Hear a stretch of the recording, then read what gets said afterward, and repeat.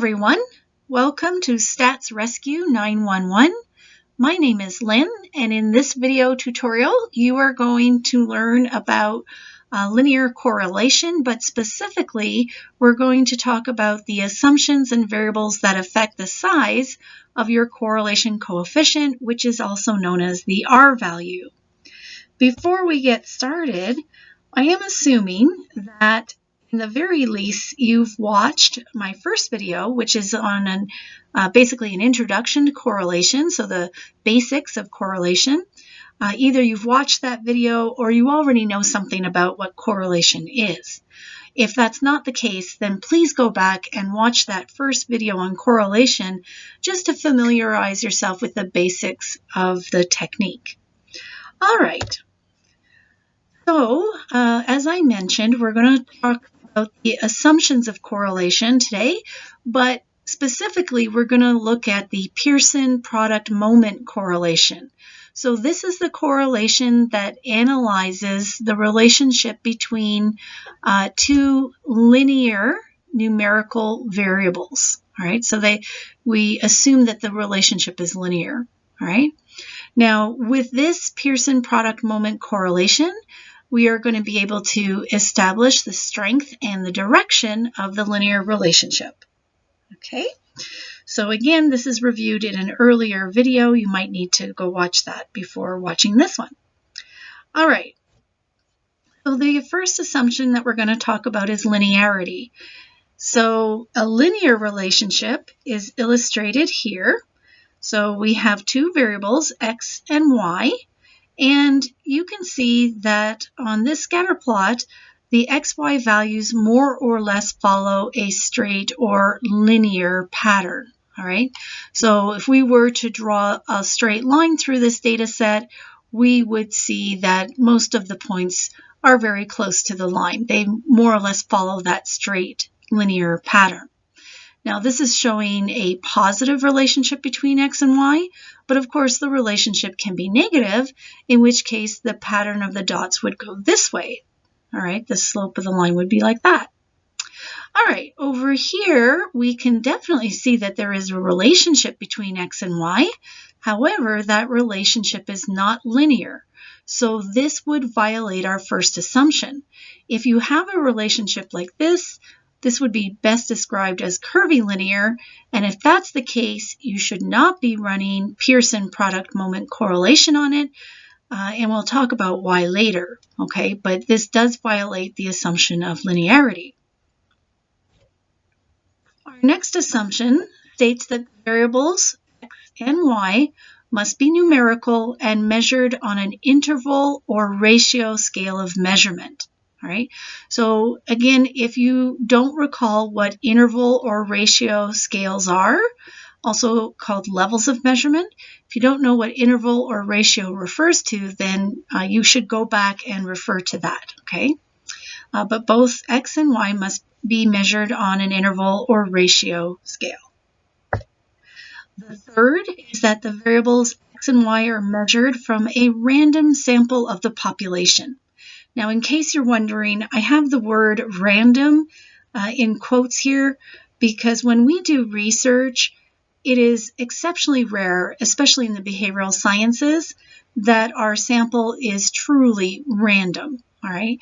Because in order for you to use random sampling, it must be true that each person, if you're looking at people, each person must have an equal chance of being included in your sample. Well, if your population is humans, what is the possibility or the probability that every person on planet Earth had the same chance of being included in your sample? Well, obviously the answer is the chance of that being true is slim to none, right? There's going to be people who are more likely to be included in our sample. And so that's why we say we used random sampling, but it's truly not legitimately random. What is more often the case is we use something called convenience sampling. So convenience sampling means that we randomly sample, but from people who we have ready access to. All right. So again, that's why I have those quotation marks around the word random. Okay, so going back to the assumption, it says that both X and Y are measured from a random sample of your population. The fourth assumption is that X and Y are both normally distributed in the population. So if we look at variable X, the population of X is normally distributed, and the population of Y is normally distributed. Number 5 is called related pairs.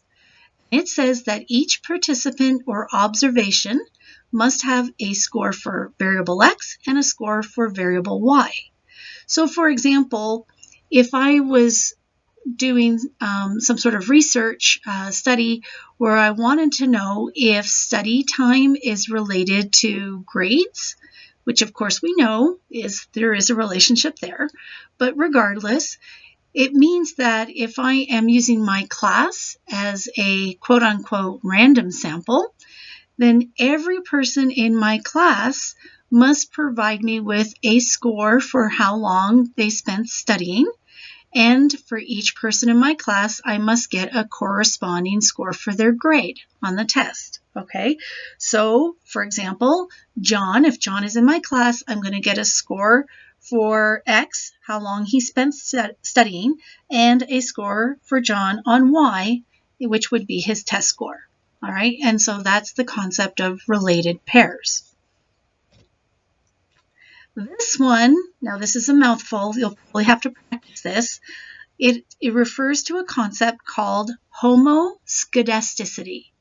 Homo means same, and then scedasticity, well, I'll have to translate that for you. It means that the variability of the Y values is the same for every value of X. All right. So it states, and I'm going to explain it, so don't worry, but it states that the degree of vertical scatter, in other words, the variability in the Y values is the same for each value of X. So let's look at this diagram first. This is a good example of homoscedasticity. Why? Because if we look at every value of X, all right, on this horizontal axis, if we were to look at each value of X and measure the variability of the Y values for this value of X, measure the variability of Y values, so we're looking at the vertical Y values for this X, and so on, we would see that the variability of the Y values here is the same as it is here, and it is the same here as it is here, etc. All right, so for every value of X, we have approximately the same amount of scatter, the same amount of variability in the Y values. All right, now let's contrast that with heteroscedasticity. So this graph here illustrates heteroscedasticity. Why? Well, if we were to just look at the values of X here, we would not be so concerned. We would say, yeah, the vertical scatter of the Y values is about the same for each level of X, approximately. Same thing, if we were to only look at this part of the graph, we wouldn't be concerned about heteroscedasticity. We would say that it's homoscedasticity if we were just to look at this, and that's because the vertical scatter of the Y values is about the same regardless of which X value we look at. But look at what's going on here in the middle of the graph. So for these values of X, it's as if those Y values just kind of imploded, right? The vertical scatter, let me get my cursor back, the vertical scatter here of these Y values has gone down dramatically. So this would be an example of heteroscedasticity. This is also an example of heteroscedasticity. Not so much at the beginning. So if we look at these low values of X, the degree of vertical scatter is about the same. But as we increase our values of X, the degree of vertical scatter for our Y values begins to shrink. It becomes less and less variable. So this is an example of heteroscedasticity. This is an example of heteroscedasticity, and this is homoscedasticity. And of course, this is what the assumption wants us to find. We want this, okay? Now, the seventh assumption is that there are no outliers for variables x and y. So when we plot the variables x and y, when we plot those pairs in a scatter plot, we're going to assume that there is not a pair of xy values that stands out, either because it's much higher than the others or much lower than the others. In other words, we have no black sheep. Now, there are statistical ways of determining whether we have outliers, but we're not going to be discussing that in this particular tutorial. All right, so just know that there is an absence of outliers for the XY pairs. That's the assumption. Now let's turn our attention to what happens if we have violations to these assumptions. Okay, we're going to look at variables that affect the size of our Pearson correlation, and we're going to start with this one. And this one describes what happens if either x or y is not normally distributed. Remember that one of the assumptions said that both x and y are normally distributed. So what happens if that's not true? What happens if x isn't, or y isn't, or maybe both are not normally distributed? And the answer is it ruins your chance of finding a perfect relationship between x and y. Now you might be thinking, well, when are we ever going to find a perfect relationship anyways, right? But still, you want to be able to at least have that capability. So this is why we make the assumption that x and y are normally distributed.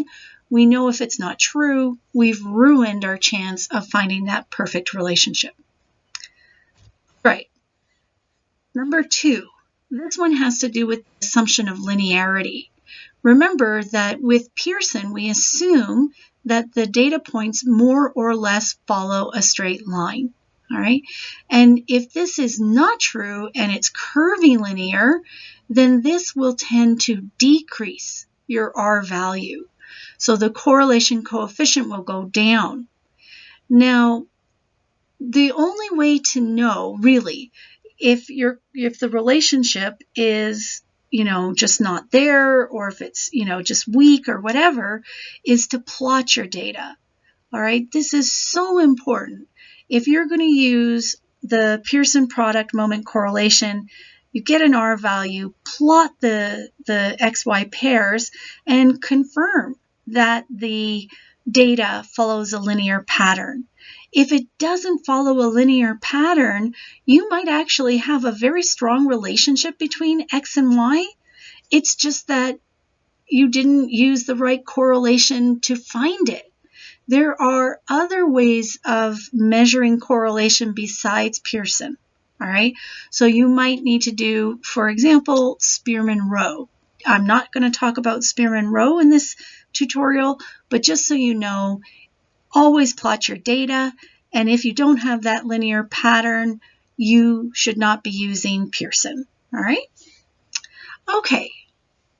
Next, number 3, what happens if you violate the assumption called homoscedasticity? Well, here it depends how you violate it. All right, so remember that a graph like this would be a good illustration of homoscedasticity. But here we call this the hourglass shape, or it kind of looks like a dumbbell, right? But if your data set follow this pattern where the heteroscedasticity is actually a decrease in the variability of your Y values, okay, this pattern here might actually increase the value for R, all right? But if we have this pattern here, then let's say we started off with this. We would have quite a high R value if this was our data set here. But as our data expands here, Well, not only does this represent homoscedasticity, but it's saying that we have more variability, that is more scatter away from the line. And you should equate more scatter away from the line as a weaker relationship. So in other words, our R value will go down. All right. Here it would have been fairly high if this was all our data, but as soon as we see more scatter about the line, again, our R value will go down. All right, suggesting a weaker relationship. Whereas here, all right, if we started with this or we started with this, we would say, oh, there's really no relationship between X and Y. But because it shrinks, you see how now the variability has shrunk and the points are actually closer to the line, that will have a tendency to increase our R value. So the effect that homoscedasticity has on R depends on whether it's shrinking the degree of scatter around the line, or is it increasing the degree of scatter around the line? Okay? All right. Number 4, outliers can affect the size of your R value, and what effect it has on R depends where those outliers are. Okay, so if this was our data set, we have a very strong relationship between X and Y here, and then this outlier here is very different from the linear pattern here. You see, it deviates from the linear pattern. So what this would do is it would decrease our value of R. But now look at this outlier. It is more or less in line with the linear pattern. When it's in line with the linear pattern, basically it's trying to say, you know what, guys? You need to extend the relationship out here. Even though there's just one value, it's trying to get you to extend it. It's in line with what we're already seeing. And so an outlier here would likely increase the value of R. Notice over here, this is not in line with the linear pattern. So if this guy wants to call attention to himself, he's going to say, hey guys, you need to bend your line. Well, you can't bend the line because that would be curvilinear. So the line is going to try and accommodate this guy by going this way. All right, it's going to try and accommodate that point. It'll lower the slope, and now we're going to see the average scatter around the line increase. All right, so it's going to actually show greater scatter around the line, which will decrease our R value. But here, this is not going to increase the amount of scatter around the line. And so, if anything, this will increase our value for R. Okay. Restriction of range. This is the 5th variable that can affect the size of R, at least what we're going to discuss here on this slide. And here, what we're looking at, well, you have to kind of I need to call your attention to just one at a time here. So let's look at this diagram. And specifically, what I want you to do is look at the entire range of values for X and Y. All right. Now, if you were to look at this entire range, you would say, well, there's a pretty good relationship here between X and Y. If I were to draw a line through that data set, there's certainly some scatter, but we can also certainly see a linear pattern. All right. Now, that's if you look at all your data. But now what if I were to tell you, I want you to zoom in and I only want you to look at this part of the graph. So this part of the graph would represent the high values for X. And when we zoom in on the graph here for the high values of X, now we're going to see basically no relationship between X and Y. All right, and typically this is what happens. If we restrict our range, so here we're restricting our range for the values of X, Or you could even say we're restricting our range for the high values of y. But when we restrict our range and look at a very focused part of the graph, there is a very good likelihood that our R value will decrease. All right. It's kind of like if you were in a field and you stepped back and looked at the entire forest of trees, you would see the forest, right? If you were in a field looking at the forest. But if you zoomed in to such a large extent that you were now looking at a single tree, you would no longer see the forest. You wouldn't even recognize that it was there. So the analogy is kind of the same. If we zoom in on a part of the graph, so we're only considering a very small range of values, that has a tendency for us to not see the relationship. All right. And so you wouldn't see this actually pretty strong relationship here. Now, in this particular example, we're still restricting our range of x, and we're only looking at the high values. But now, zooming in, we actually see a relationship, right? There's a relationship here. But if we were to have looked at the entire data set, right, look at all of these xy points, we would have concluded no relationship. In actuality, there's pretty much a curvilinear relationship, isn't there? All right. Maybe I should have put another dot up here somewhere. But regardless, we would have likely concluded no relationship, nothing here, and it's only by zooming in that we saw a relationship. Now, this can happen, but more often than not, this is what happens. More often, when you zoom in, you lose the relationship. All right. So what this is telling us is that whenever possible, you should choose to observe x and y, your two variables, observe them in such a way that we maximize the range of values for x and the range of values for y. So just as a quick example, if I wanted to know, is there any relationship between the number of letters in a word and the probability that that word will be spelled correctly?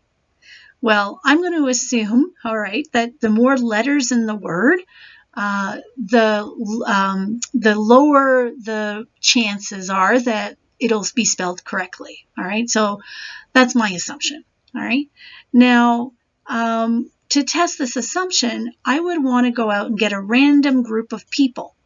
And I'm going to include these random group of people in my study so that I have short words, medium words, long words, and they have to try and spell each word. And again, I'm going to predict that the longer the word, the less often it is actually spelled correctly. Now that would be good. That kind of scenario would give me my best chance of seeing a relationship between X and Y. But what if I went to a bunch of PhDs in English? All right. So I went to a large university, and I did the same study, but with their English faculty. Well, here I am not likely to see a strong relationship between the number of letters in the word and whether it was spelled correctly, because we're going to assume that if you have a PhD in English, you're already all going to be very, very good spellers. All right. So it's like we've only collected data on people who are all excellent spellers, and so we're not seeing a relationship between word length and whether it was spelled correctly. All right. It's kind of a reason why graduate schools, they require, a lot of programs require the graduate record exam or the GRE. Yet, if you look at the people who go to graduate school, you might say, well, the GRE really didn't predict whether they were going to do well or not in graduate school. How come the relationship is not there? How come we don't see that with higher GRE scores, we see better performance in graduate school? And the reason why we don't see that strong relationship is because who is getting selected for graduate school? It's the people who already have these very, very high GREs. All right. And if you already have those high GREs, then you can expect that they're going to all perform very well. So these are the high scoring people. If X is GRE score and Y is your performance in graduate school, well, we're only looking at the people with the highest GREs. So we're looking at the people who perform the best, all right, in terms of their academic performance. If we were to let everybody in, regardless of their GRE score, so now we have a wide range of GRE scores from very low to very high, then now we would expect to see a relationship between GRE score and your performance in graduate school. Okay. That concludes the part about what are the assumptions for the linear Pearson product moment correlation and how violations can affect the size of the R value. But I want to end with these two slides. This one, both of them, in fact, are, I guess, warnings, hence the warning tape at the bottom here. A lot of people think that if my correlation is significant, then it must be important. So let's first understand, what does it mean to say that your correlation is significant? Well, we can look at the R value and determine whether that R value is statistically significant. If it is statistically significant, then we would say that the relationship that we have observed in our sample probably would occur if we were to measure the correlation in the entire population. All right. So in other words, what we have found is not unique to our sample, probably. What we found in our sample probably would be found in the entire population. All right, and so if the R value is not significant, then what that is saying is that whatever relationship we found in our sample is probably unique to our sample. In other words, if we were to test the entire population, we would likely find no relationship there. Okay, so we get very excited when we see that our correlation, our R value, is significant, but then too many of us make the mistake thinking that, well, it's significant, therefore it's important. And that is just not true. In fact, it is possible, just by way of example, if you've got a huge sample size, even very small correlations could still be statistically significant. So a correlation of 0.12 is generally considered to be a very weak correlation. But if you got it from a huge sample size, it's possible that that 0.12 correlation is significant, but then you have to say, well, okay, it's significant, but really, is it important? Right? That is not, they don't go hand in hand, is what I'm trying to say. Seeing that something is significant doesn't necessarily mean that what you found is worthwhile or important. All right. And the second thing, now, betting that you already know this, but just to be sure, just because you find a significant correlation, or even if you find a perfect correlation, -1, +1, those are both perfect, it doesn't mean that X caused Y. Correlation is not causation, even when your R value is a perfect ± 1. It still could be the case that X might have caused Y to happen, but it might have been the case that Y caused X to happen. You don't know. X could have caused Y, Y could have caused X, or maybe there's other variables, and one of those other variables made it appear as though X and Y are causally related to each other. All right? You just don't know. Now, a famous example of this is that there is a correlation between number of shark attacks and ice cream consumption. Now, there is a relationship. There is absolutely a mathematical relationship. As more and more people, or as ice cream consumption goes up, so do shark attacks. But it's not a causal relationship. What is causing the relationship? to, or what is it that's going on to make it appear as though ice cream consumption is related to shark attacks? Well, the answer is being in the water, right? When do people go in the water? Well, we go in the water when it's hot outside. What do we do when it's hot outside? We eat ice cream. So if we live along, the ocean or, the sea, and it's warm outside, we're eating more ice cream, more of us are going in the water. And it's a sad fact that the more people who go into the water, the greater the likelihood that, they will be attacked by sharks. And so sharks can't attack us when we're not in the water. This is why I say we have to be careful. Correlation is not causation. There could be other variables involved. In this case, it was being in the water. In order for us to establish causation, you have to run what's called a true experiment. All right. So in other words, you have to systematically manipulate one of your variables. We're going to call that the independent variable. And you manipulate it. That is, you create different groups or categories of your independent variable. You randomly assign people to one or each of the levels of the independent variable.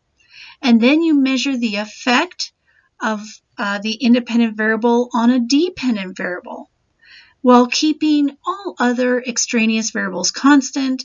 And if you don't do that, if you don't run this true experiment, you cannot know what causes what. Now, I'm not going to go into big detail here about a true experiment other than what I've mentioned here. That's another topic, right? One you should already be familiar with. But again, unless you manipulate a variable, randomly assign people to the different categories of that variable, then see what effect the manipulation had on your dependent variable, holding all other variables constant, that's the only way you can establish causation with any kind of certainty. All right, so that's it. I hope this was helpful for you. And watch some of my other tutorials. If you like this video, then give it a thumbs up. And hopefully I see you next time.